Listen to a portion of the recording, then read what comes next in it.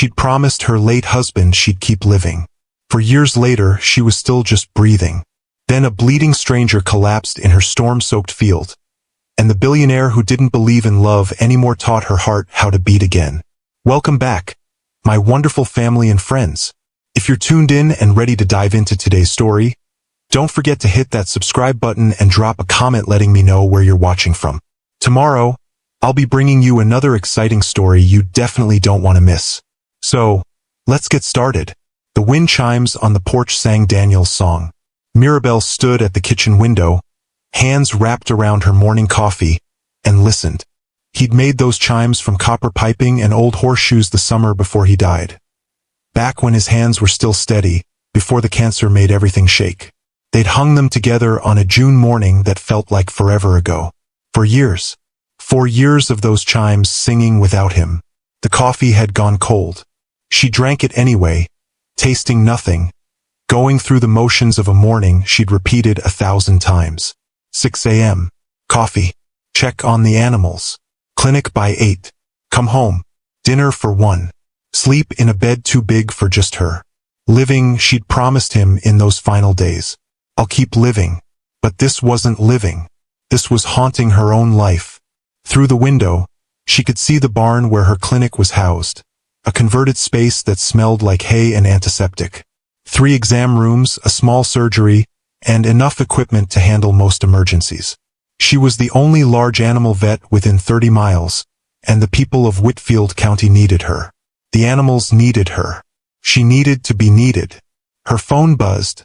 Mrs. Henderson's mare, probably. She'd been checking on the pregnancy daily, worried in the way first-time horse owners worried. Mirabelle would drive out after her morning rounds, reassure her again that everything was fine, that nature knew what it was doing. Unlike humans. Humans didn't know anything. Mirabelle set down her mug and caught her reflection in the window. 34 years old. Hair pulled back in a perpetual ponytail. Daniel's flannel shirt over her work clothes because it still smelled faintly like him, even after 4 years of washing. Face that had forgotten how to smile naturally. Only the professional smile now, the one that reassured clients while keeping them at arm's length. She looked like what she was. A woman going through the motions of a life she'd stopped living. The sky outside was darkening. Strange for October, too early for the violent storms that usually came in spring. But the weather report had been adamant. Severe thunderstorms, possible tornadoes, everyone should shelter in place. Mirabelle had survived worse than storms. She grabbed her keys and headed to the barn. The animals needed checking before the weather hit. 300 miles away in Atlanta, George Castellano sat in his corner office on the 58th floor and watched the city prepare for the storm. People rushed across the streets below like ants fleeing a flood. Store owners boarded windows. Traffic thickened as everyone tried to get home before the worst hit. George had nowhere to go. His penthouse was empty, always empty now. His assistant had asked if he wanted to reschedule tomorrow's meetings. He'd said no. Why would a storm change anything? He worked through hurricanes, through holidays, through every moment he might otherwise have to sit alone with his thoughts. Mr. Castellano? Rebecca appeared in his doorway, his new assistant, the 5th one in 6 months. The building's closing early because of the weather. Security wants everyone out by 3. He glanced at his watch. 2:45. Fine. He didn't look up from his computer. I'll work from home. Sir. The roads are getting bad. I said fine. She retreated. He heard the judgment in her silence. Another demanding boss, another workaholic billionaire who cared more about profits than people. They weren't wrong. George Castellano had built Castellano Industries from nothing. Started with a single app, turned it into a tech empire worth $3 billion. He was 38 years old and had everything money could buy. Except trust. Except peace. Except the ability to close his eyes without seeing Victoria's face when she'd finally dropped the mask. You really thought I loved you? God, George. I loved your bank account. The rest was just enduring. 6 months ago. 6 months since his fiancée and his business partner, his best friend since college, had conspired to steal proprietary technology and sell it to his biggest competitor.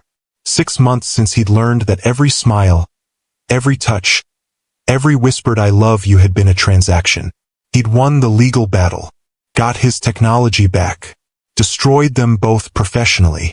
But the victory felt hollow, because they'd stolen something that couldn't be returned in court. His ability to believe people were capable of genuine connection. George shut his laptop. The storm was turning the Atlanta skyline dark and menacing. Greenish clouds, the kind that spawned tornadoes. He should go home, pour expensive whiskey, stare at expensive art, sleep in his expensive bed and wake up to do it all again tomorrow. Instead, he grabbed his keys. He'd drive, clear his head. Maybe the storm would wash away some of the bitterness that had taken root in his chest like poison ivy. His Aston Martin purred to life in the parking garage. Excessive, impractical, beautiful. Everything he'd bought to fill the void where human connection used to be. George pulled onto the highway heading north, away from the city, away from the empire, away from everything that reminded him he'd become exactly what Victoria had accused him of being. Cold, calculating, incapable of real emotion. The rain started 10 minutes later. Not gentle, violent. Sheets of water that turned the highway into a blur. He should pull over. He knew that. But something in him wanted the danger. Wanted to feel something, even if it was fear. The truck came out of nowhere. Hydroplaned across 2 lanes, jackknifed, became a wall of metal directly in his path. George jerked the wheel. His car spun.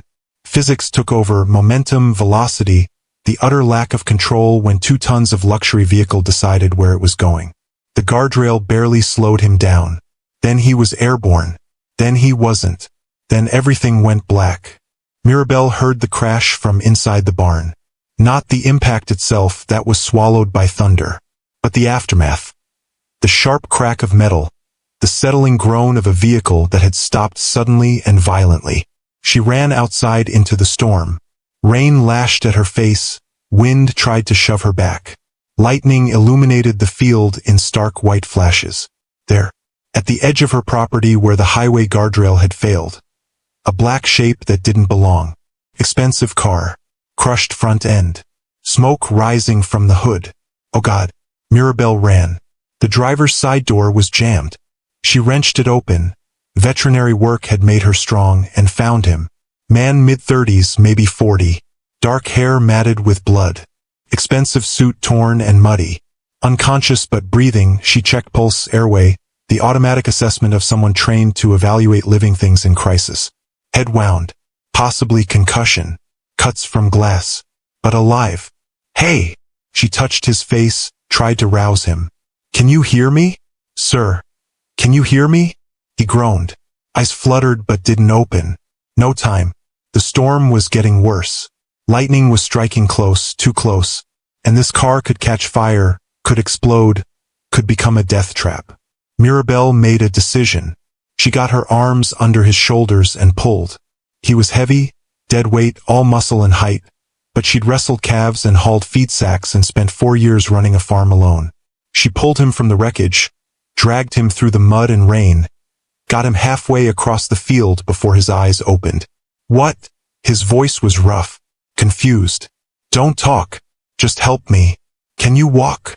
He tried, stumbled. She took more of his weight. Together, stranger and widow, billionaire and veterinarian. 2 broken people who didn't know each other yet. They made it to her barn. Inside, the storm became muffled. Hay and horse breath and the smell of animals who didn't judge, who didn't betray, who just were.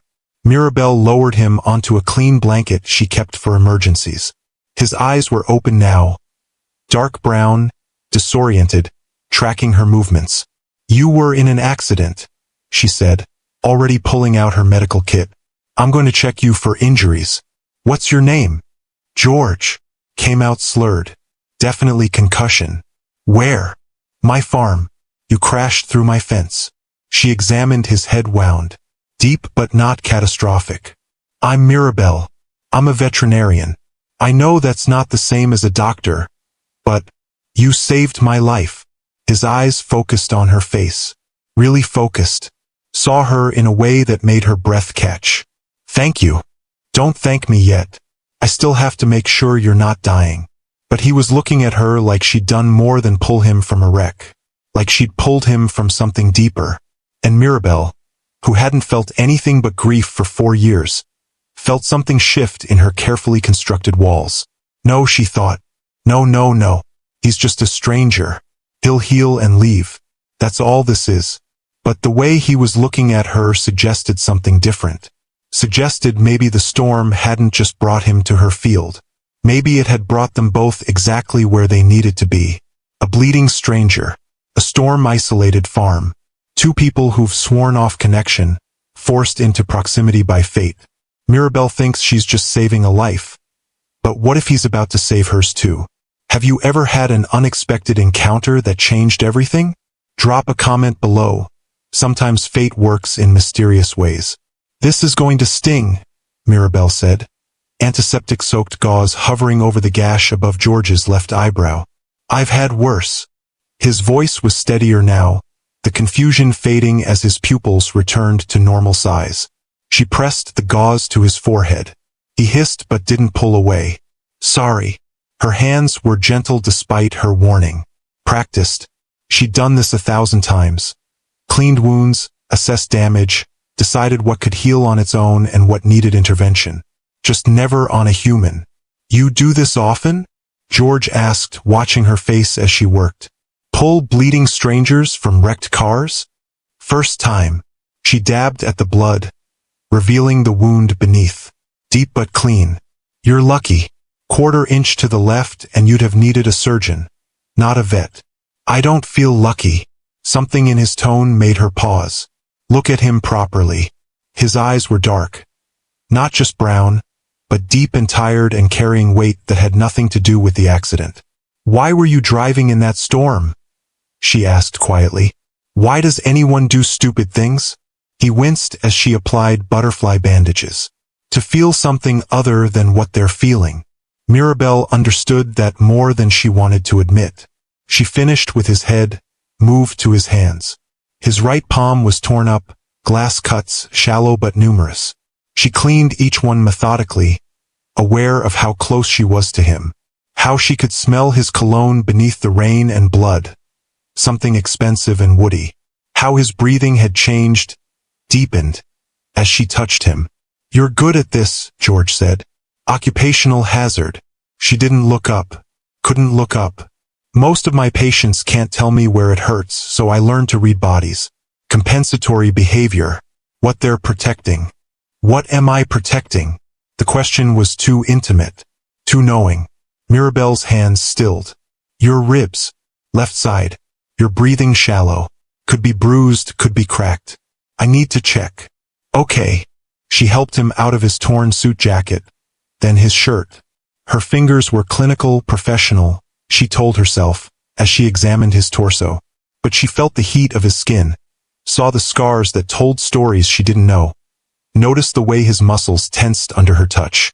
Bruised, she confirmed, pressing gently along his ribcage. Not broken. You'll be sore for a few weeks. Thank you, Dr. Mirabelle. Just Mirabelle. And I'm a vet, not a doctor. You saved my life.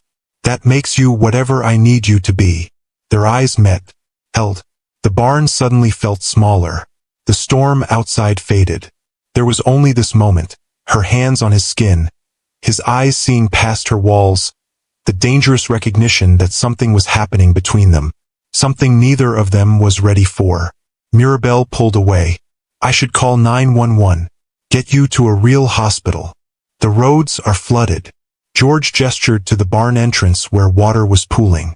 I heard it on the radio before the crash. All highways closed. Emergency services overwhelmed. She knew he was right. The storm was worse than predicted. They were trapped here. Together. Then you're staying put. She stood, creating distance. I have a guest room in the house. Once the storm passes. Mirabelle. Her name in his voice stopped her. Made her turn back. Why are you afraid? I'm not. You are.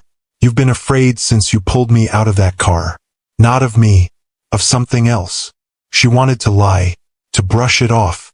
to retreat behind the professional mask she'd perfected over 4 years of keeping people at arm's length. Instead, she said, "Because I spent 4 years learning not to care. And you're here for 5 minutes and I'm already—" She stopped, swallowed hard. "I'm already caring." George stood slowly, favoring his bruised ribs, crossed the space between them, stopped close enough that she had to tilt her head up to meet his eyes. "I came to Georgia running from people who lied to me," he said quietly. "People who made me believe connection was real when it was just transaction. And then I crash in a field and a woman who owes me nothing saves my life. Uses her own supplies. Tends my wounds. Doesn't ask who I am or what I'm worth." His hand came up, hesitated, then gently touched her cheek. "You have no idea how rare that is." Mirabelle's breath caught. "You don't know me. I know you're gentle. I know you're careful. I know you're healing me while looking like you're terrified of what that means." His thumb brushed her cheekbone. "I know I haven't felt human in 6 months. Until right now." The air between them was electric. Fragile. "George!" Thunder shook the barn. The lights flickered, died. Emergency lighting kicked in, dim, shadowy, intimate. They stood in the half-darkness, strangers who weren't strangers anymore, and Mirabelle felt something she'd thought died with Daniel. Hope. Terrifying, dangerous, beautiful hope. In the darkness of a storm-trapped barn, 2 broken hearts just recognized each other. But hope is terrifying when you've learned that loving means losing. Can they be brave enough to try? Mirabelle pulled away first. "I should get you to the house." Her voice was too bright, too professional. The mask sliding back into place. "You need rest. Real rest, not a barn floor." George's hand dropped. "Mirabelle, the guest room has clean sheets. There's food. Medicine for the pain." She was already moving, gathering her supplies, putting physical distance between them because emotional distance felt impossible. "Storm should pass by morning. Then we'll figure out next steps." "I wasn't trying to." "I know." She cut him off gently. "I know. But I can't." She stopped, started again. "You're injured. You're vulnerable. It's not real. It's just proximity and adrenaline and—" "Is that what you think this is?" "I don't know what this is." The words burst out sharper than intended. "I pulled you from a car 2 hours ago. I don't know you. You don't know me. And I can't." Her voice broke. "I can't do this." George was quiet for a long moment. Then, "Your husband." Not a question. An understanding. Mirabelle's hands stilled on the medical kit. "Daniel." His name was Daniel. "How long?" "4 years." She forced herself to meet his eyes. "4 years and I still wear his shirts. Still sleep on my side of the bed. Still set 2 plates out sometimes before I remember." A bitter laugh. "Pathetic, right?" "No." George's voice was fierce. "That's love. That's—" He stopped. Something flickered across his face. Pain, maybe. Recognition. "That's real." It was real. He was real. And then he was gone and I— Mirabelle pressed her palms against her eyes. "I promised him I'd keep living. That I wouldn't let grief turn me into a ghost. But I don't know how to do that. Don't know how to be a person who exists without him. So you exist for your animals instead." She dropped her hands. "They're simpler. They don't leave. Don't die without warning." She knew how it sounded. Desperate.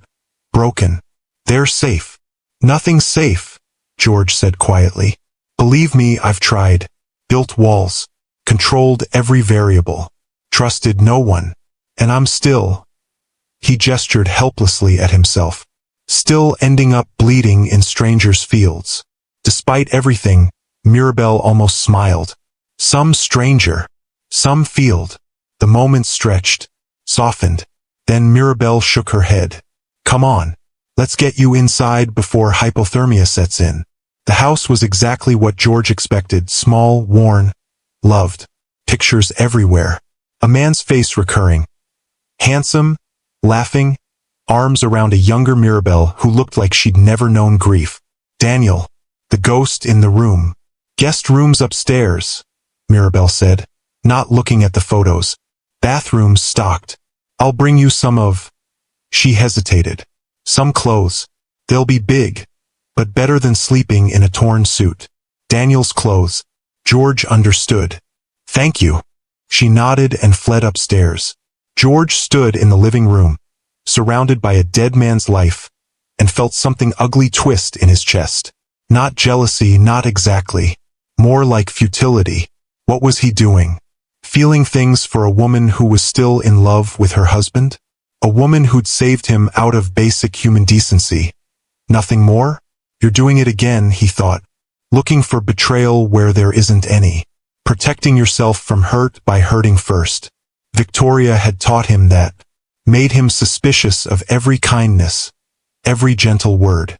Made him believe love was always manipulation wearing a prettier mask. But Mirabelle wasn't Victoria. Mirabelle was here. She appeared with folded clothes, flannel shirt, sweatpants. She still wouldn't meet his eyes. They're clean. They just belong to your husband. I understand. Her jaw tightened. I should have asked. This is probably weird. It's fine. George took the clothes. Mirabelle, I appreciate everything you've done. Truly.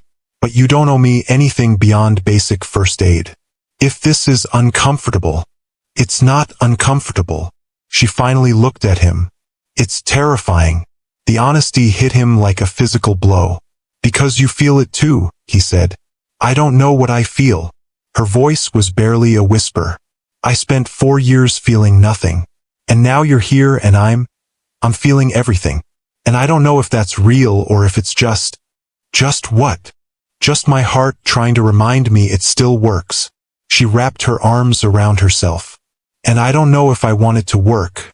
If I'm ready for it to work. If Daniel would. She stopped. Shook her head. I'm sorry. This isn't your problem. What if I want it to be my problem? Mirabelle stared at him. You don't even know me. I know you ran into a storm to save a stranger.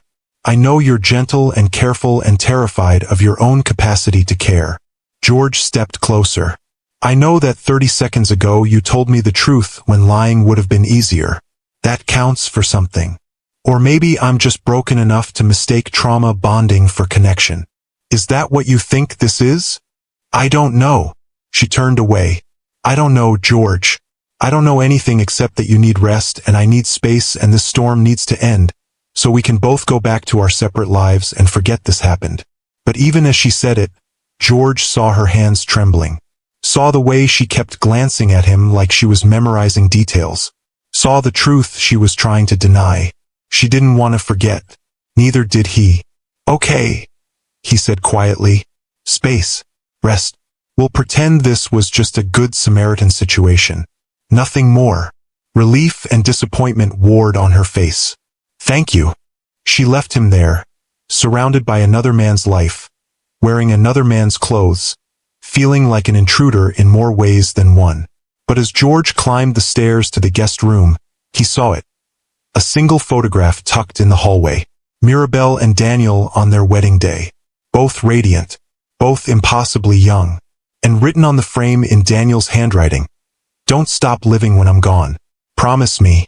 George stood there for a long time, staring at a dead man's final wish, wondering if Mirabelle even remembered making that promise. They're both running from connection, from hope, from the terrifying possibility that healing might mean letting go. But some hearts refuse to stay closed. And Daniel's last wish might be the key to setting Mirabelle free. Mirabelle woke to silence. The storm had passed, leaving behind that peculiar stillness that follows violence. She lay in bed, Daniel's side still untouched, still perfectly made, and listened to the house settle. Then she remembered George. She dressed quickly, pulled her hair back and went downstairs. He was already awake, standing at the kitchen window in Daniel's flannel and sweatpants. Holding a mug of coffee he must have figured out how to make despite the unfamiliar kitchen.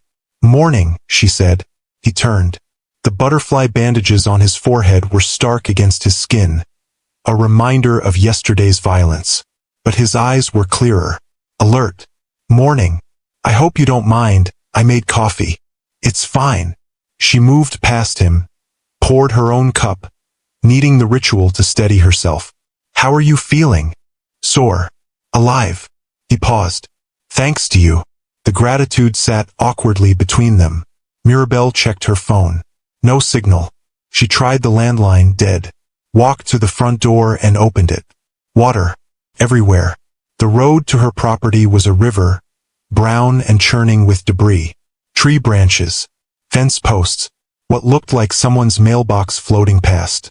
We're stuck, she said flatly. George appeared beside her. For how long? Day, maybe 2. County will send crews once the main roads are clear, but we're low priority out here. She closed the door. I have generator power for the barn, food in the pantry. We'll be fine. He repeated the word like testing its weight. Unless you want to swim to the highway, I'll stay. Something in the way he said it made her pulse jump. She turned away. I need to check the animals. You should rest. I'll help. You have bruised ribs. And you have a flooded farm and no help. I can carry feed bags, Mirabelle. Let me be useful. She wanted to argue. Wanted to keep him in the house, separate, safe from the intimacy of shared work. But the truth was she needed help. And he was looking at her with such quiet determination that refusing felt cruel. Fine. But you take it easy. They worked in comfortable silence. George proved surprisingly capable, following her instructions without question, learning quickly how to measure grain, how to approach nervous horses, how to check water levels. He didn't complain about the mud or the smell or the sheer physical labor of farm work. You're good at this, Mirabelle said, watching him gentle talk a skittish mare while refilling her trough. I grew up on a ranch. He stroked the mare's neck. Before the tech money, before everything else. My grandfather raised cattle in Montana. Spent every summer there until I was 18. What happened at 18? College. Then startups. Then, he gestured vaguely. Life. I stopped going back. Stopped making time for anything that wasn't building the empire. Do you regret it? George was quiet for a long moment. I regret forgetting that this. He gestured at the barn, the animals, the simple work. This is real. The rest is just money and ego and people who want something from you. Mirabelle understood that too well. They finished the morning chores and walked back to the house through ankle-deep mud. Inside, Mirabelle made breakfast, eggs from her chickens, bread she'd baked 3 days ago, jam from last summer's peaches. This is incredible, George said after the first bite. It's just food. No. He met her eyes. It's care. There's a difference. The words landed soft but deep. They ate in silence. Then Mirabelle heard herself ask, What happened? 6 months ago? You said people lied to you. George's fork stilled. For a moment she thought he'd deflect, retreat behind the walls she'd seen flicker across his face. Instead he said, Her name was Victoria. We were engaged. She and my business partner, my best friend since college, were working together, stealing proprietary technology, planning to sell it to my competitor. His voice was flat, factual. I found out 3 weeks before the wedding. Confronted them. She laughed. Told me she'd never loved me. That I was too cold, too controlled, too incapable of real emotion to ever deserve love. George. She wasn't wrong. He set down his fork. I'd built my whole life on control, on never being vulnerable, never needing anyone. And she used that, used my isolation against me, made me believe I was finally connecting with someone when really, he laughed bitterly. Really, I was just a bank account with a pulse. Mirabelle reached across the table, took his hand. That's not true, isn't it? I spent 6 months proving her right, became exactly what she accused me of being. Cold, ruthless, alone. He looked at their joined hands.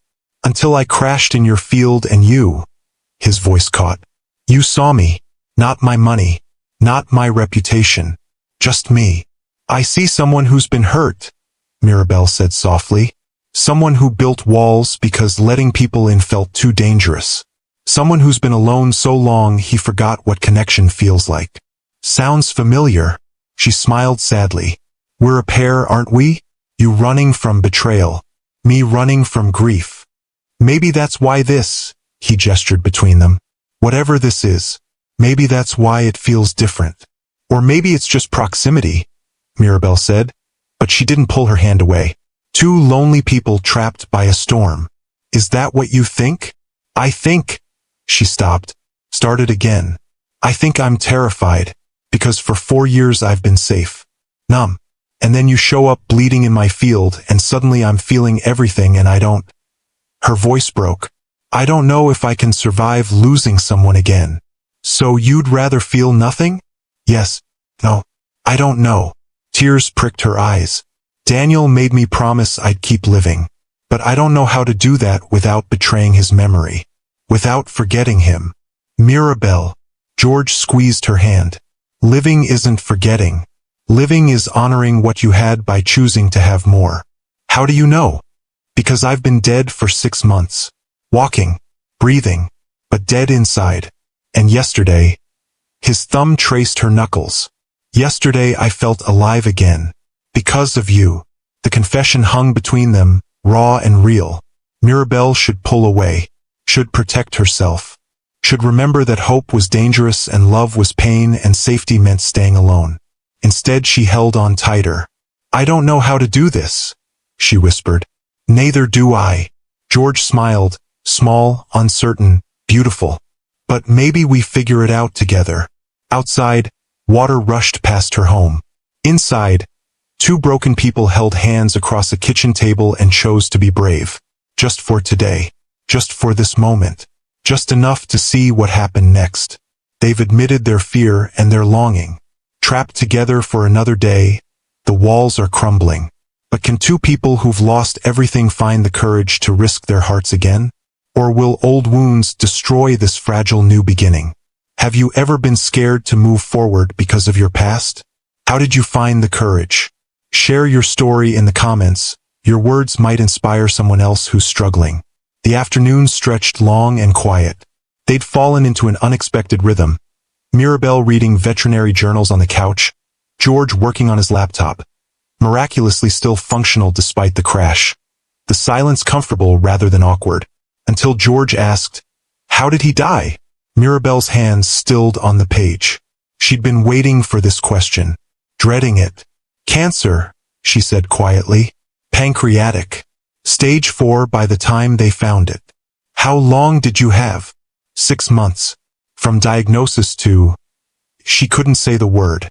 6 months. George closed his laptop. Gave her his full attention. "Tell me about him." "Why?" "Because he's still here. In this house. In your heart. And I want to know the man who loved you enough that you're still wearing his shirts 4 years later." Mirabelle's eyes burned. No one had asked about Daniel in years. People avoided mentioning him, thinking silence was kindness. They didn't understand that silence felt like erasure.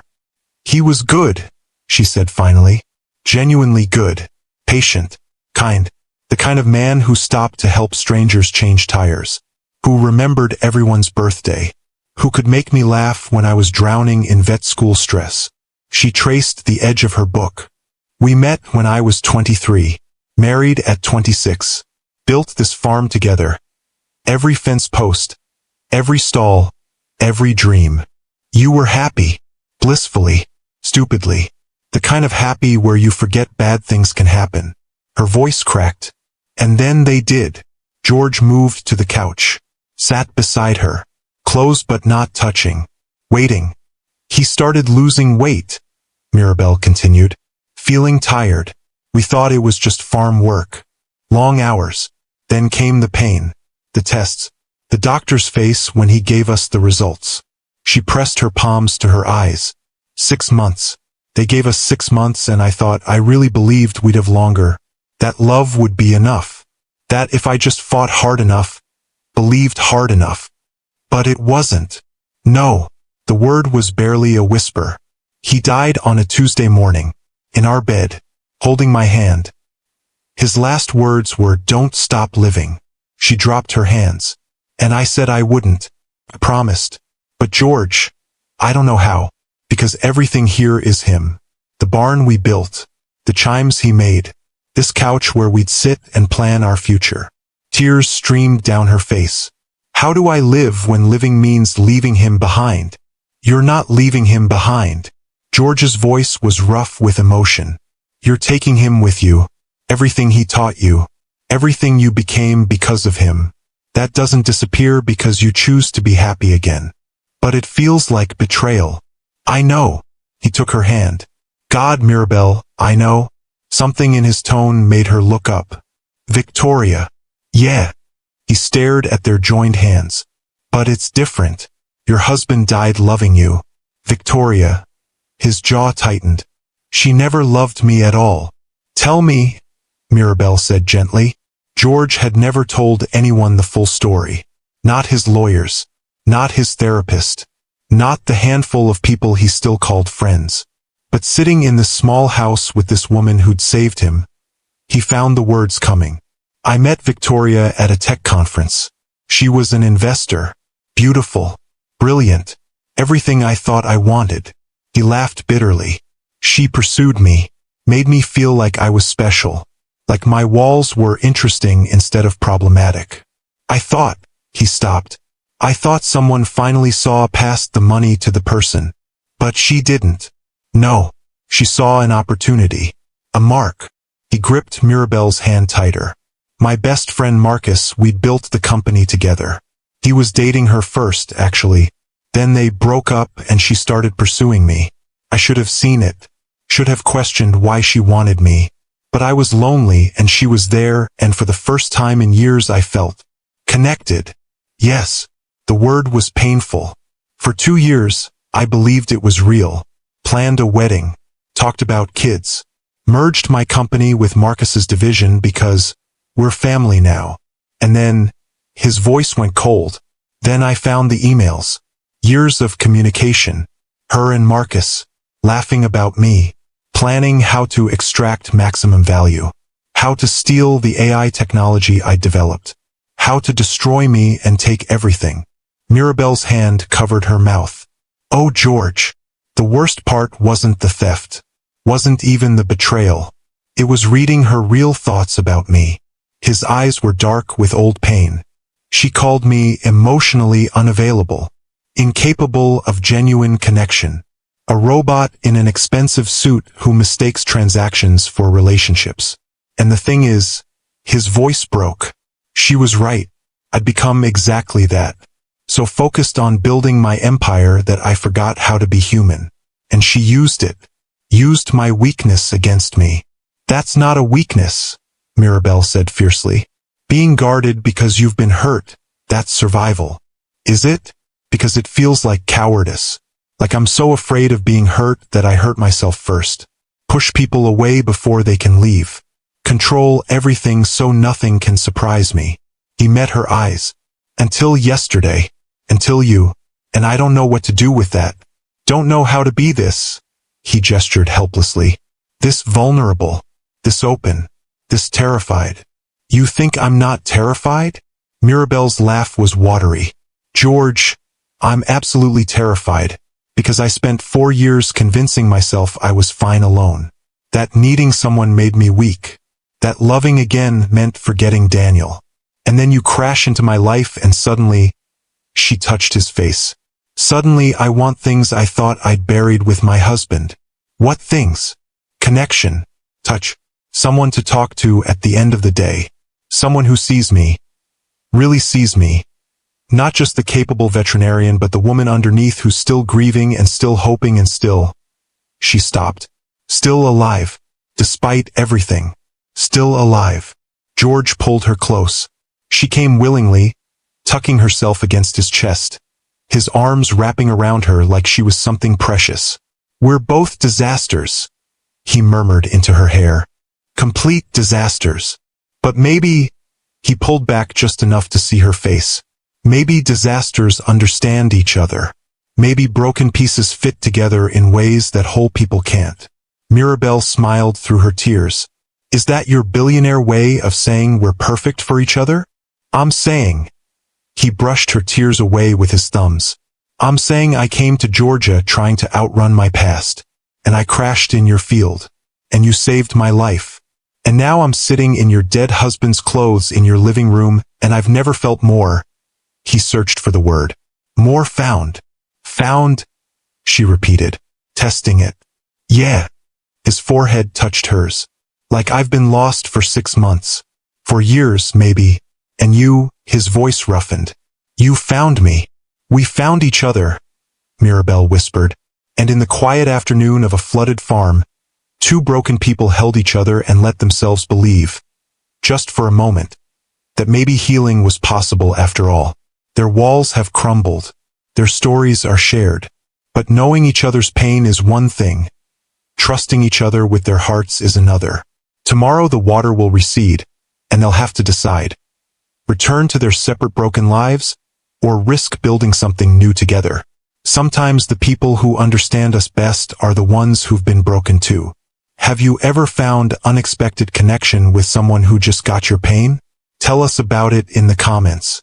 Morning came with sunshine. Mirabelle woke to light streaming through her bedroom window. Real light, golden and warm, not the gray storm-filtered kind. She stretched, felt the unfamiliar lightness in her chest, and realized she'd slept through the night. No nightmares. No waking at 3 a.m. to Daniel's absence. Just sleep. She found George already in the kitchen, attempting pancakes. I should warn you, he said without turning around. I'm much better at coding than cooking. I can see that. She surveyed the batter-splattered counter with amusement. You're supposed to mix it until it's just combined. You've been beating it like it insulted you. It resisted my authority. Mirabelle laughed. Actually laughed, the sound surprising them both. Move over. Let me show you. They cooked together, hip to hip at the stove. George following her instructions, making mistakes, laughing at himself in a way that suggested he didn't do that often. The pancakes turned out lumpy but edible. The coffee was perfect. The morning felt impossibly normal. The water's receding, George observed, looking out the window. Road might be passable by tomorrow. Something cold settled in Mirabelle's stomach. Tomorrow. Back to reality. Back to him leaving and her staying and this strange beautiful bubble popping. Yeah, she said quietly. Probably. He heard everything she didn't say. Turned to face her. Mirabelle. Let's not think about tomorrow. She forced brightness into her voice. Today the fence in the east pasture needs repair. Storm knocked down a section. Want to help? George studied her face, then nodded. Lead the way. They worked under clear skies. George proved surprisingly handy with tools. Measuring, cutting, holding posts steady while Mirabelle secured them. His business shirt and slacks were long gone, replaced by Daniel's work clothes that fit him differently but somehow right. You're good at this, Mirabelle said, watching him expertly tension fence wire. Told you. Ranch kid. He grinned. My grandfather would be proud. Probably the first useful thing I've done with my hands in a decade. What about your tech work? That's my brain, not my hands. He secured the wire, moved to the next post. I forgot how good it feels to build something physical. Something you can touch. They worked in comfortable silence. Then George asked, What made you become a vet? The animals don't lie. Mirabelle smiled at his raised eyebrow. I'm serious. People are complicated. They say one thing and mean another. They leave. They die. They disappoint you. She hammered a nail with more force than necessary. Animals are honest. A sick horse doesn't pretend it's fine. A dog doesn't hide its affection. They just are. Present. Real. Safe. Yes. She met his eyes. Safe. And now? George asked quietly. Do you still need them to be safe? Mirabelle opened her mouth. Closed it. The honest answer terrified her. I don't know, she finally said. I think, maybe I'm learning that safe isn't the same as alive. That Daniel didn't want me to survive. He wanted me to live. George crossed to her, took the hammer gently from her hands, set it down, then cupped her face with hands that smelled like wood and earthenwork. He was right, George said. You should live. Fully. Messily. Without apology. With you. The question slipped out before she could stop it. If you'll have me. His thumb brushed her cheek. I know it's fast. I know it's crazy. I know we're both broken and terrified and probably setting ourselves up for. Mirabelle kissed him. Cut off his spiral with her mouth on his. Kissed him like she meant it. Like she was choosing it. Like maybe, possibly, she was ready to live again. When they broke apart, both breathless, George smiled. Was that a yes? That was a maybe. But she was smiling too. A terrified, uncertain, what are we doing maybe? I'll take it. He kissed her forehead. I'll take any version of maybe that includes you. That afternoon, they fell into a rhythm that felt dangerously domestic. Mirabelle showed George how to check the pregnant mare, how to feel for the foal's position, recognize signs of distress. He was gentle, careful, asking questions like he genuinely wanted to understand. She's beautiful, he said, stroking the mare's neck. She is. First foal. She's terrified. Mirabelle smiled. But she'll be a good mother. She has good instincts. Like you. Mirabelle turned. I'm not a mother. No. But you nurture. Everything you touch. These animals, this farm, me. You heal it. His eyes were intense. You don't even realize you do it. It's just who you are. George. I mean it. He moved closer. Yesterday I was a man who'd forgotten how to feel. Today I'm standing in a barn with a woman who makes me want to stay. Want to build something. Want to... He stopped. Want to try. Try what? This. Whatever this becomes. He took her hand. I have a life in Atlanta. An empire that needs running. But Mirabelle... His voice roughened. For the first time in 6 months I don't want to go back.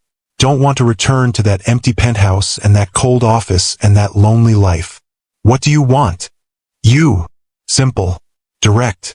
I want mornings making terrible pancakes. I want afternoons fixing fences.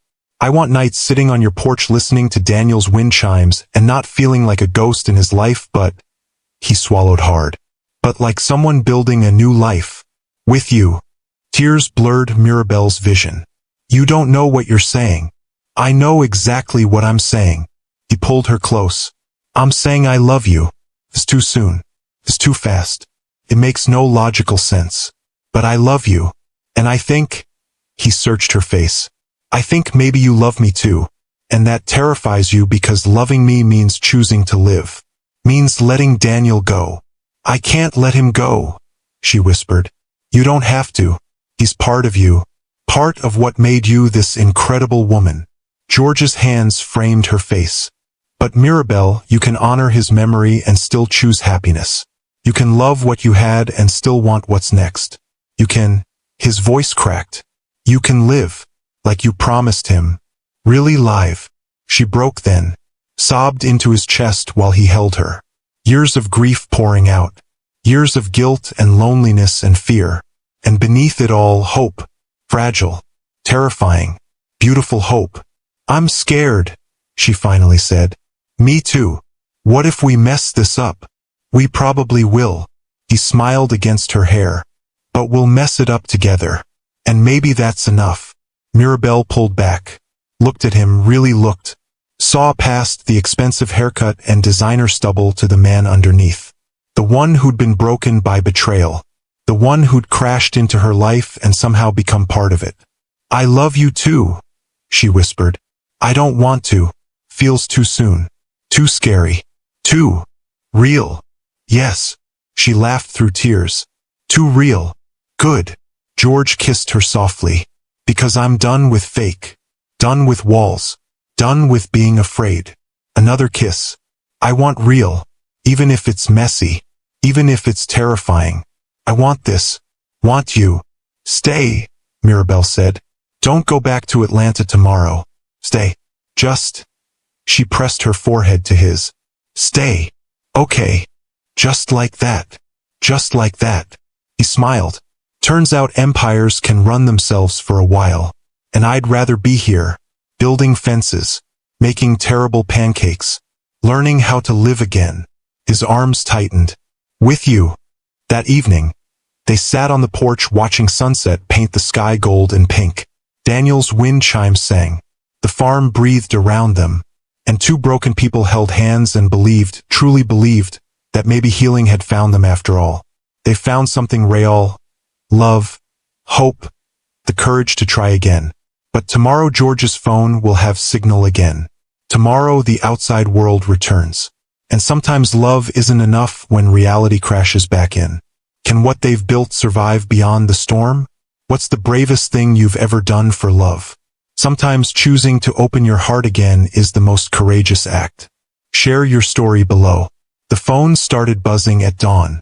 George woke to the sound in the guest room. Vibrations against the nightstand, relentless and insistent. He'd left it charging overnight, and now that the cell towers were back online, the device was making up for lost time. 43 missed calls, 67 text messages, 19 voicemails. His chest tightened as he scrolled through the notifications. His assistant, his board members, his attorneys, all demanding to know where he was, why he disappeared, what the hell was he thinking going dark during the Nakamoto deal negotiations. The Nakamoto deal. He'd forgotten about it completely. $15 billion, his CFO's text read. Hanging by a thread because you vanished. They think you're backing out. They're walking. Call me. George sat on the edge of the bed, Daniel's guest bed, in Daniel's clothes, in a house where he'd spent 3 days pretending he could be someone other than who he was. A CEO, a billionaire, a man whose absence for 72 hours could cost hundreds of people their jobs. His phone rang.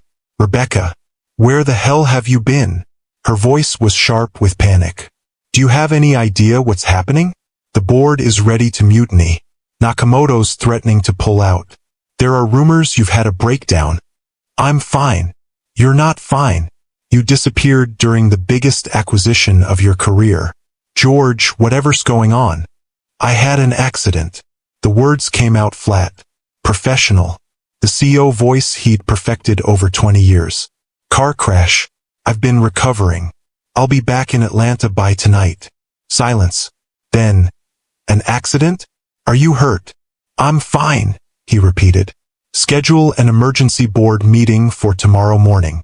Tell Nakamoto I'll personally guarantee the deal terms. And Rebecca, he paused. Get me Dr. Morrison from St. Thomas. I need a full medical clearance by noon. George, just do it. He hung up, sat in the silence of the guest room, and felt the weight of his real life come crashing back. Mirabelle heard him on the phone. She'd been making coffee, planning to surprise him with breakfast, imagining a morning that started the way yesterday had ended, with hope and tenderness and the fragile belief that maybe they could make this work. Instead she heard, I'll be back in Atlanta by tonight. The coffee mug slipped from her hand, shattered on the floor.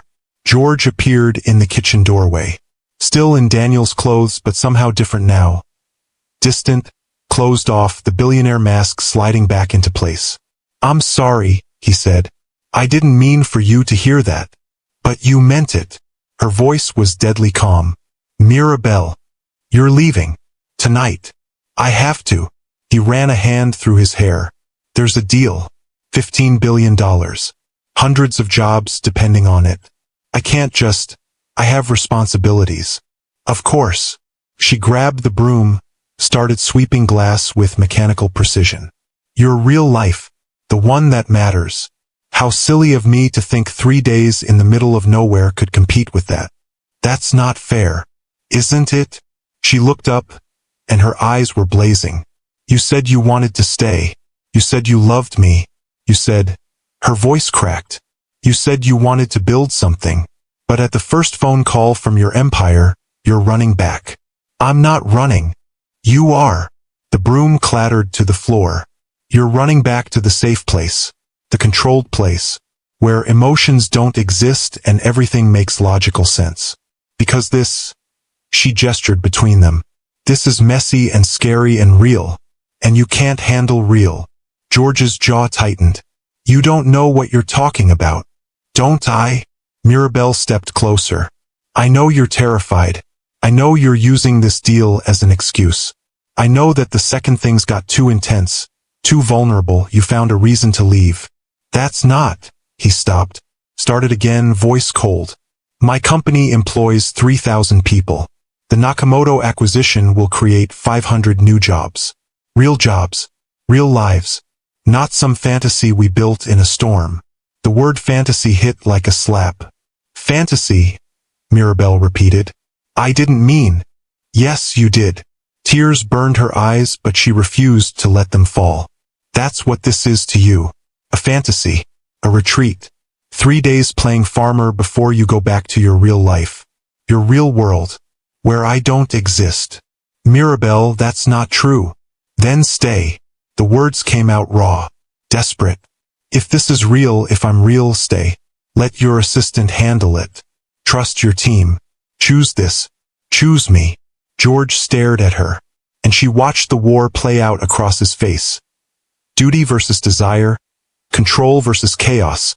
The familiar versus the terrifying unknown. I can't, he finally said. The words destroyed her. You mean you won't? It's not that simple. It is. She was shouting now, for years of grief and loneliness and fear pouring out. It's exactly that simple. You either believe this is real or you don't. You either choose to fight for us or you run back to your safe, lonely, controlled life. And what about you? George's voice rose to match hers. You're so busy accusing me of running that you can't see you're doing the same thing. You've been hiding on this farm for 4 years, using Daniel's memory as an excuse not to live, not to risk anything. Don't you dare. It's true. He stepped closer, eyes blazing. You say you want to live, but the second it gets real, the second someone actually wants to build a life with you, you panic. You sabotage. You push them away before they can leave first. That's not what I'm doing. Isn't it? His laugh was bitter. You're terrified, Mirabelle. Not of me leaving. Of me staying. Because if I stay, you actually have to let Daniel go. You have to stop being a widow and start being a woman again. And that's too scary, so you're finding reasons why this won't work. Why I'm not enough. Why you should stay safe and alone and get out. The words echoed through the kitchen. George stopped, stared at her. Get out, Mirabelle repeated. Quieter now, but no less fierce. Get out of my house. Out of my life. Go back to Atlanta. Go back to your empire and your billion-dollar deals and your empty penthouse. Go back to being dead inside. Because you're right, I am terrified. I'm terrified of loving someone who's going to choose his phone over me. Choose his company over us. Choose control over. Her voice broke. Over real. Mirabelle. I said get out. Tears streamed down her face now. Daniel died loving me. Loving this life. Choosing me every single day until he couldn't anymore. And you?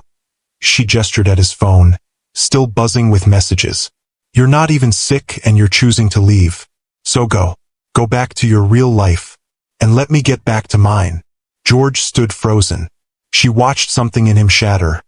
Saw the pain, the regret, the desperate desire to take it all back.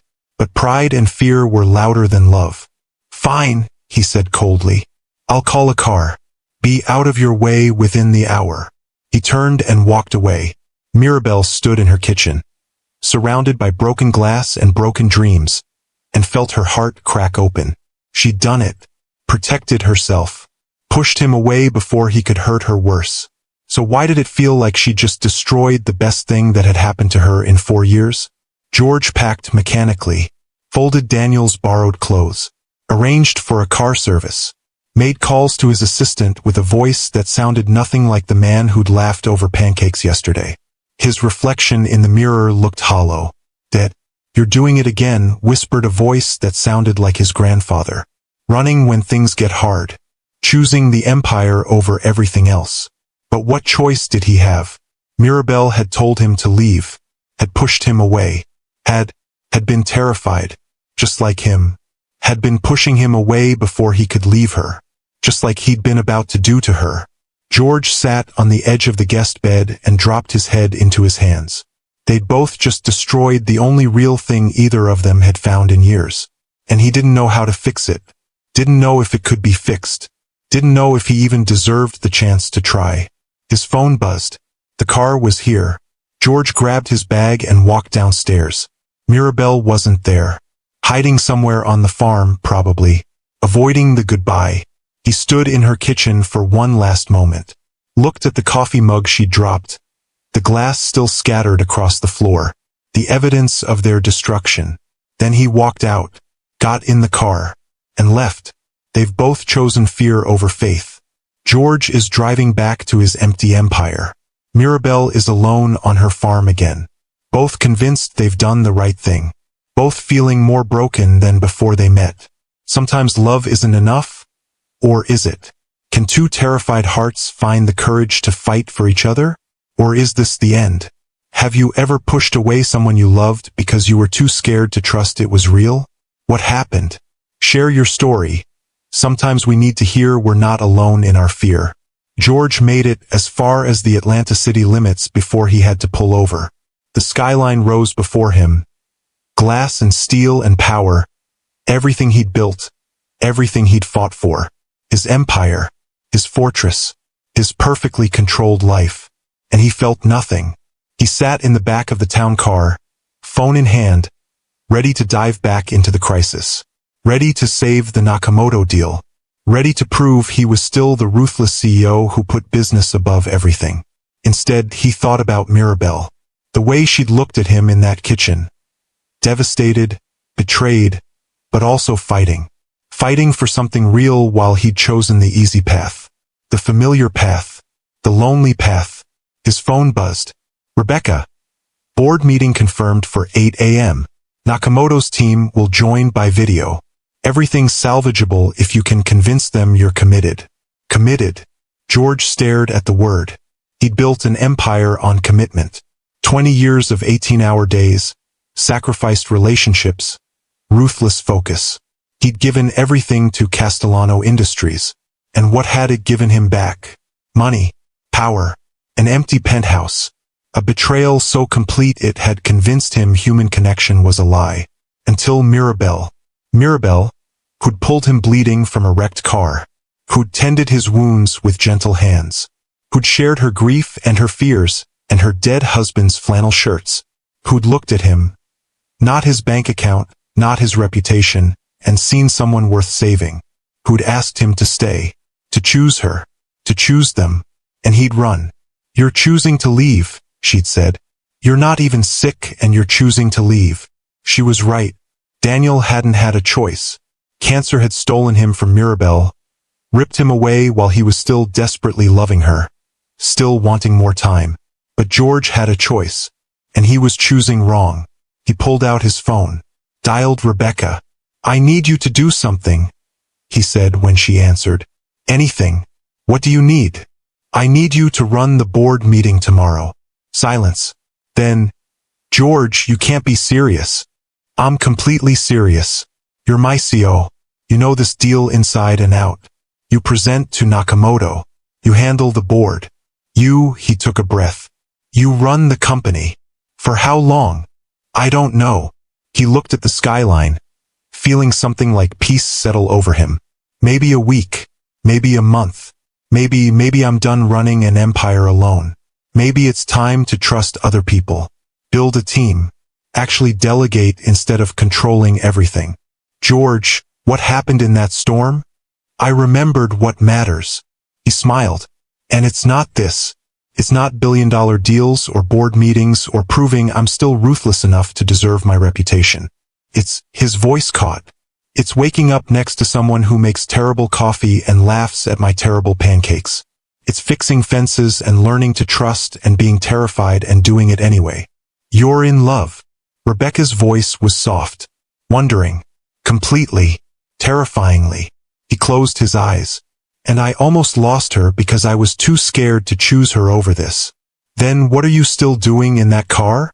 Rebecca laughed. Go. I've got this. The empire will survive without you. Question is, will you survive without her? George was already telling the driver to turn around. Mirabelle stood in the barn, forehead pressed against the pregnant mare's neck, and cried.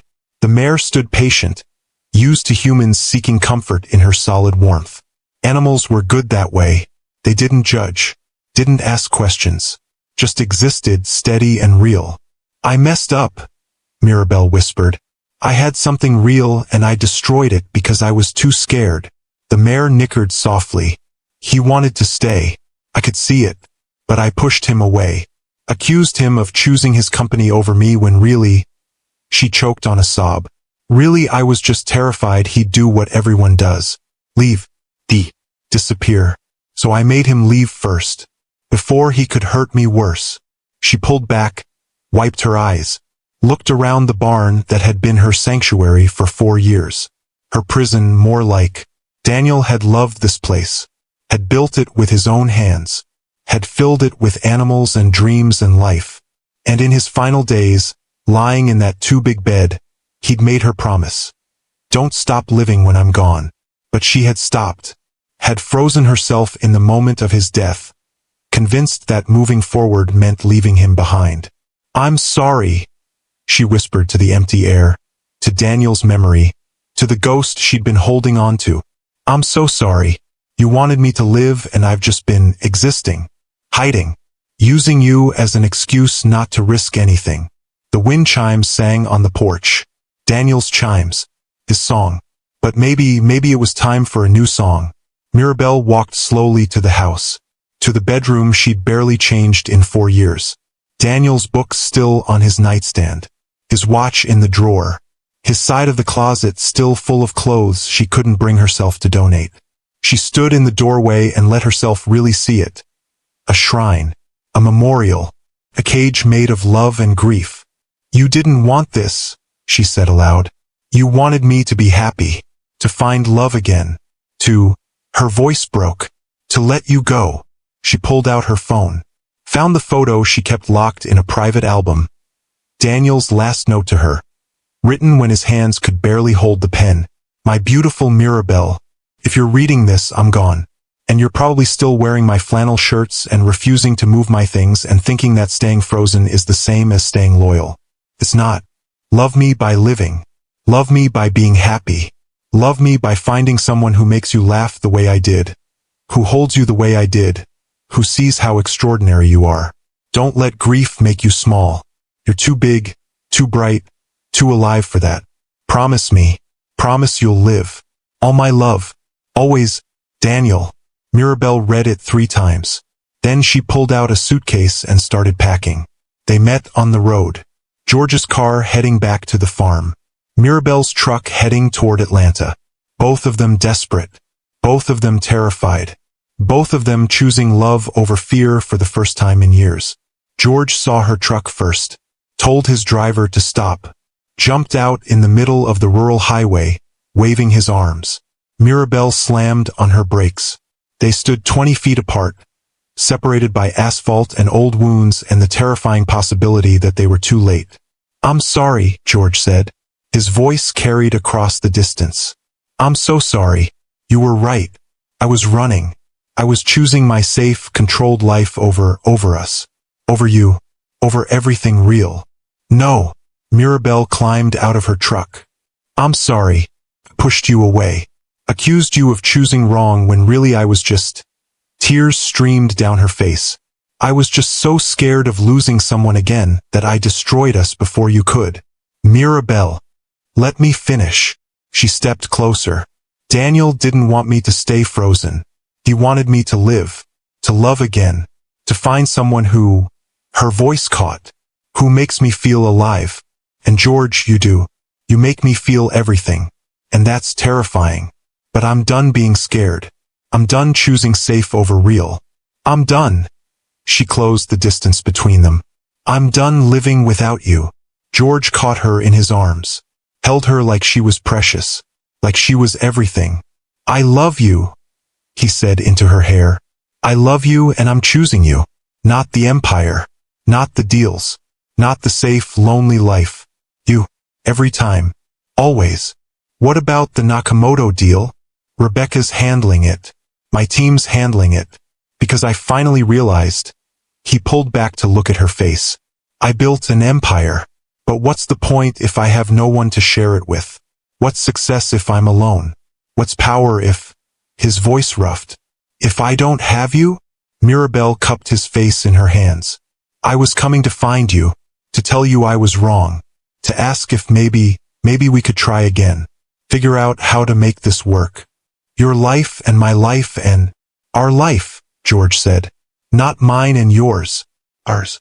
You'd really leave Atlanta? The company? I'd do anything. Go anywhere. Be anyone. He kissed her forehead, her cheeks, the corner of her mouth. As long as I'm with you. I love you, Mirabelle whispered. I love you and I'm choosing you. I'm choosing to live. Really live. The way Daniel wanted. The way I should have been all along. George kissed her then, deep and thorough and full of promise. Kissed her in the middle of a Georgia highway under clear blue skies. Kissed her like second chances were real. Like broken people could heal. Like love was worth every terrifying risk. When they broke apart, both breathless and smiling and crying, Mirabelle said, "So what now?" George grinned. "Now we go make terrible pancakes. Fix more fences. Figure out how a billionaire runs a tech empire from a farm in Georgia." He tucked her hair behind her ear.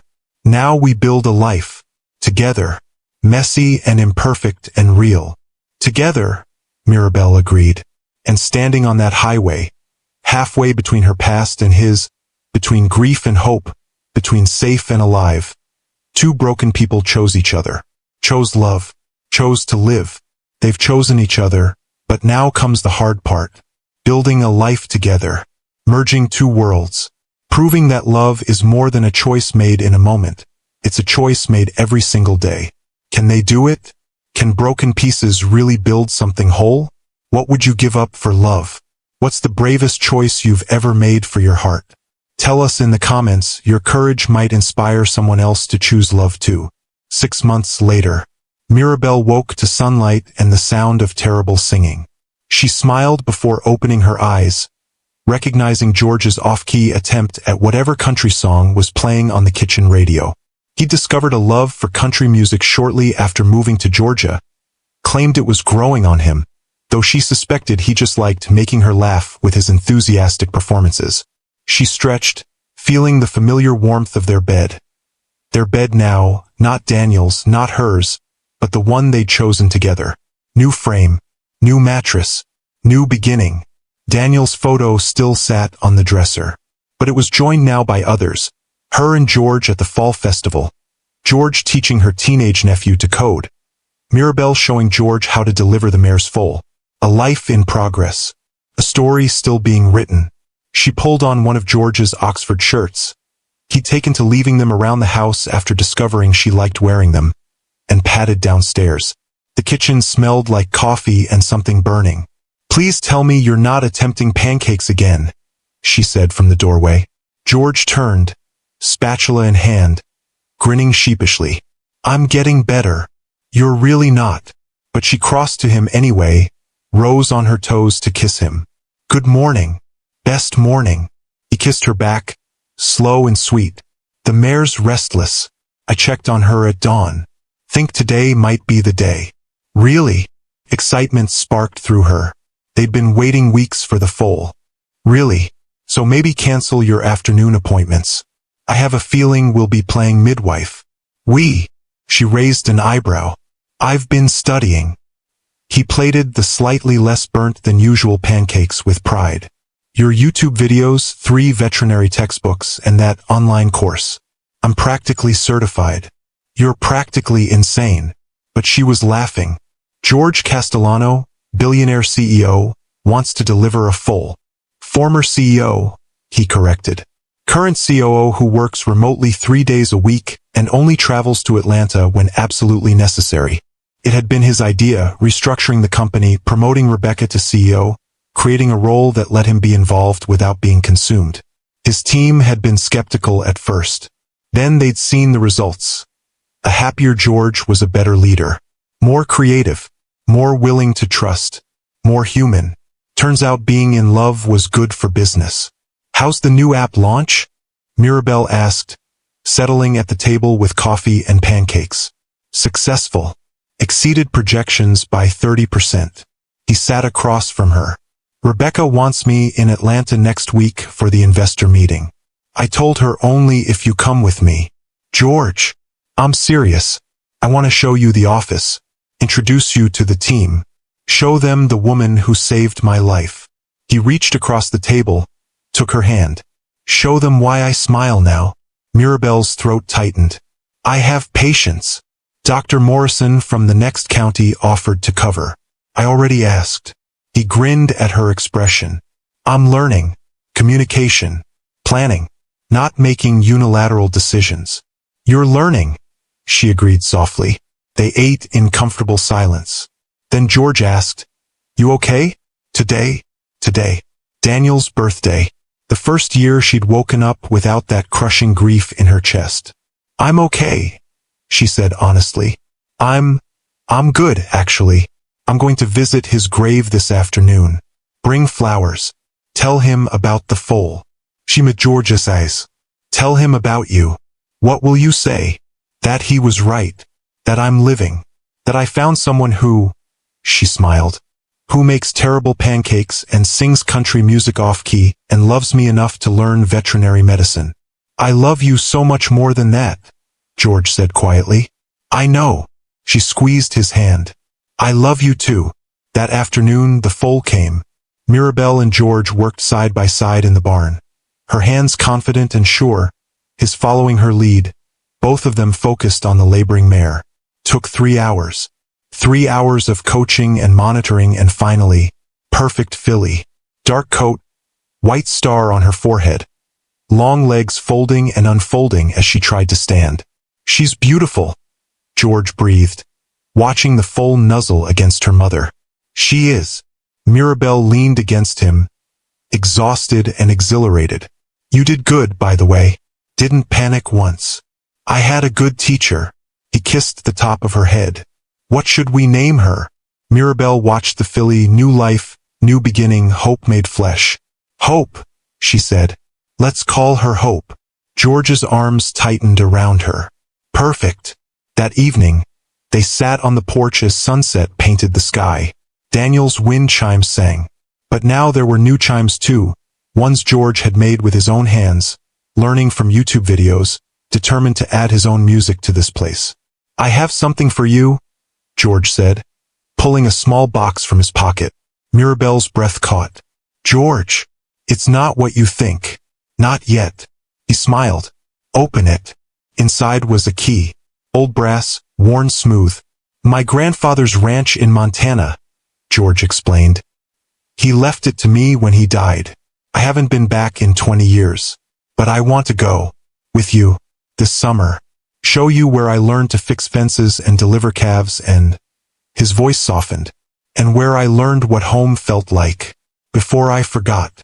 You want me to meet your past. I want to build our future. Here. There. Wherever. He cupped her face. I want to take you to Montana and Atlanta and anywhere else you want to go. I want to show you my world and keep discovering yours. I want... He pulled out another box. This one was smaller. Velvet. Mirabelle's heart stopped. I know it's only been 6 months, George said, opening the box to reveal a simple diamond ring. I know some people would say we're rushing, but Mirabelle, his voice cracked.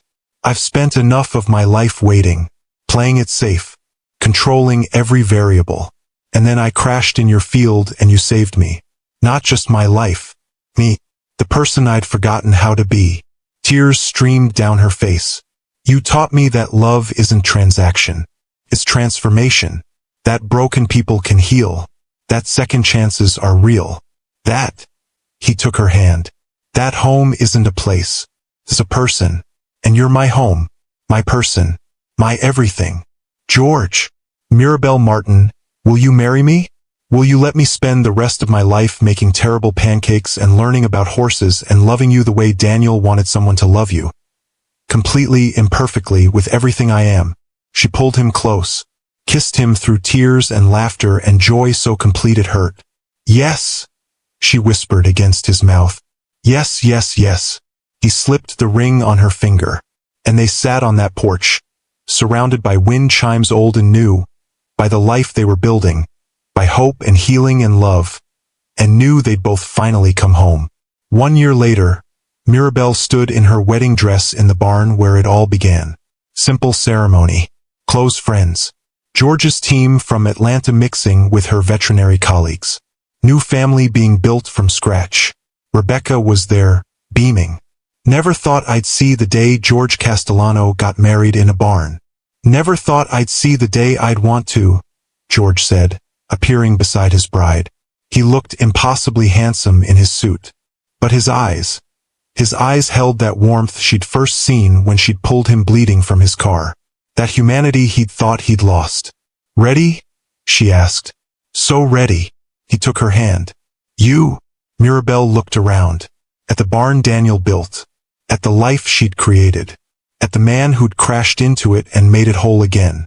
At Hope the filly, now a yearling, watching from her stall. At the future stretching bright and terrifying and beautiful ahead. Ready, she said. They walked down an aisle of hay bales and string lights. Said vows that made everyone cry. Promised to love imperfectly, fight fairly, and choose each other every single day. And when the officiant said, "You may kiss your bride," George pulled Mirabelle close and whispered, "Thank you." For what? For saving my life. For teaching me how to live. For, his voice caught. For being brave enough to love again. Thank you for being worth the risk, Mirabelle whispered back. Then they kissed. And everyone cheered. And somewhere in the Georgia sunshine, Daniel's wind chimes sang a blessing. Live they seemed to say, "Love, be happy. This is what I wanted." And Mirabelle, widow turned wife, griever turned lover, woman who'd learned that endings could become beginnings, smiled and knew she'd kept her promise. She was living, finally, completely, beautifully living. And it was everything. Thank you for experiencing Mirabelle and George's journey with us at Philia Heart. Their story reminds us that it's never too late for a second chance. That broken hearts can heal. That love, when we're brave enough to choose it, can transform everything. Have you ever had a second chance at love? Or are you still waiting for yours? Share your story in the comments below. Your courage to hope again might be exactly what someone else needs to hear today. If this story touched your heart, please like, share, and subscribe to Philia Heart for more emotional stories about love, healing, and the courage it takes to live fully. Remember, you are worthy of love. You are worthy of happiness. You are worthy of second chances. Until next time, keep believing, keep hoping, keep loving. Thank you so much for watching my story all the way to the end. Your support means everything. Don't forget to subscribe to my channel and drop a comment below. I'd love to hear your thoughts.